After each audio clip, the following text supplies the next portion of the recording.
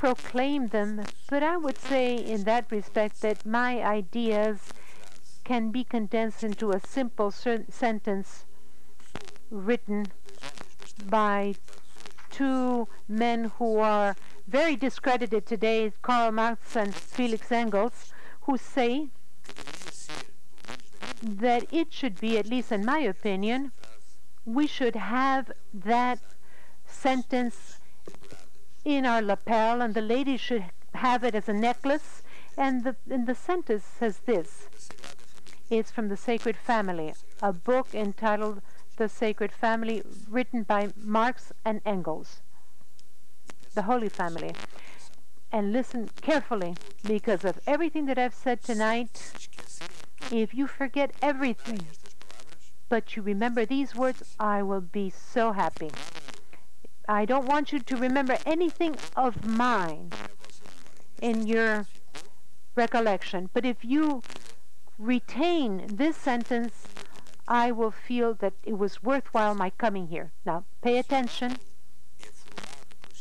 If man is made by circumstances, then we need to shape the circumstances in a human way. It's obviously that we are shaped by our circumstances, but just like the practical application of communism didn't lead to this result,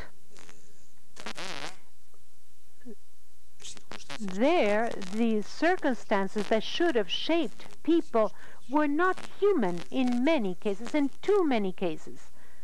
And the result was there for all to see.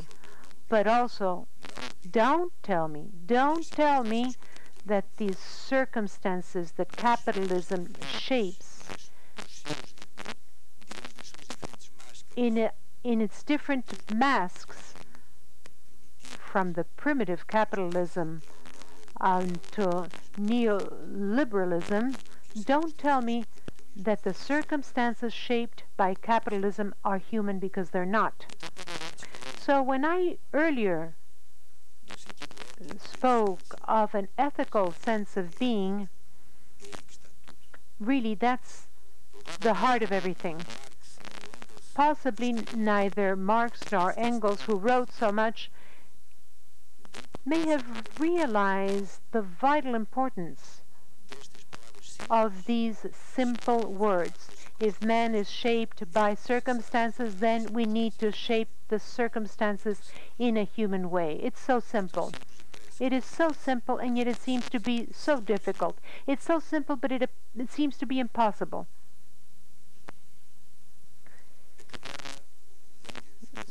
In the end, the cave tries to say this. It's more an allegory, just like blindness is an allegory, all the names is an allegory, and the cave is another allegory.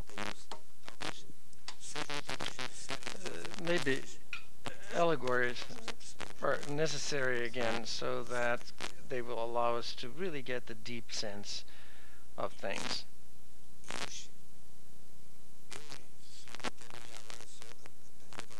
And I would just ask you to pay attention to one thing now. Our frame of mind is changing. And what I mean by that is a lot more than computers or genetic engineering or cloning. This that I'm talking about is what really will have very serious consequences. I don't know whether they're serious, good, bad, grotesque in the future, but the change of mind or frame of mind of humankind is what is really important. And a lot of people say that this is what happening now. Our times have come to a closing now. We are the creations of the sons of the children of Illuminism, of the encyclopedia, or the 18th century. I mean, the way we think, our frame of mind, the way we see the world, the way we see others, the way we see life and existence, all comes from the 18th century. But this is coming to an end now. Paul Valéry wrote very simply that we, civilizations, have learned now that we are mortals. we know that other civilizations disappeared, died before ours, and ours has come to an end now. It's a coincidence, end of the century, end of the millennium, but it is also the end of our civilization here now. A different civilization, a different type of human being is coming to be another way of thinking. And we could say, even for the non-believers, we could say that thinking that we have created in our civilization expressed itself by the cathedrals, and that's where people got their spirituality. They, even those who didn't believe, in the end came to the cathedrals and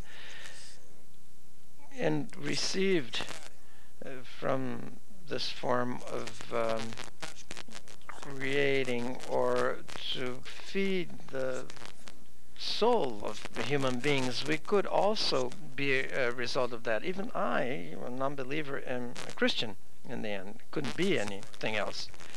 So today, where is the thinking of human beings shaped?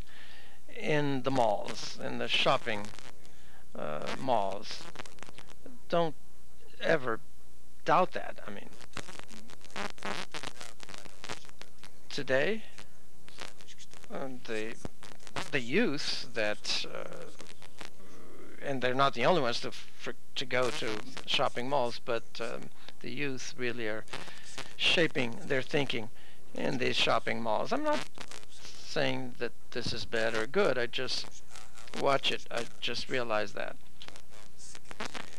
the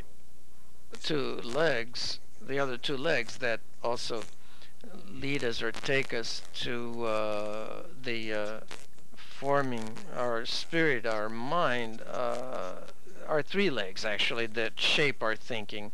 The other two are the ones that take us to the stadiums and the discotheques. But of course it's hard to walk with three legs. If we are bipeds, if we have four legs, like we are, two legs like we do, it's easy, but those who have four legs also walk well and easily. Maybe there's an advantage, and we should become four-legged animals.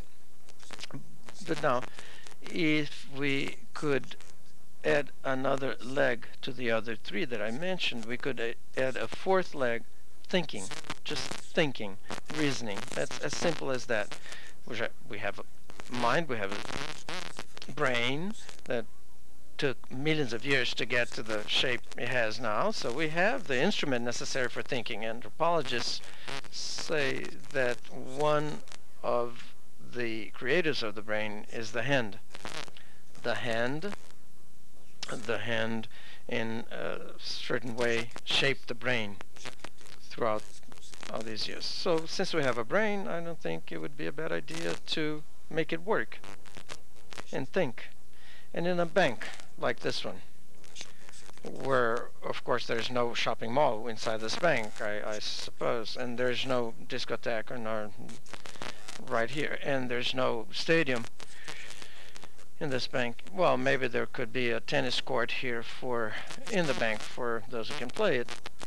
But therefore, this bank is a place where thinking will find a perfect place to be. But if you allow me to think, but when I say to think, is to think without this, outside this box, outside the boundaries that have limited us, to break the boundaries, to go beyond. I don't want to be an example to anybody. I mean, far from me to pretend that, because sometimes it's so hard for myself to understand myself.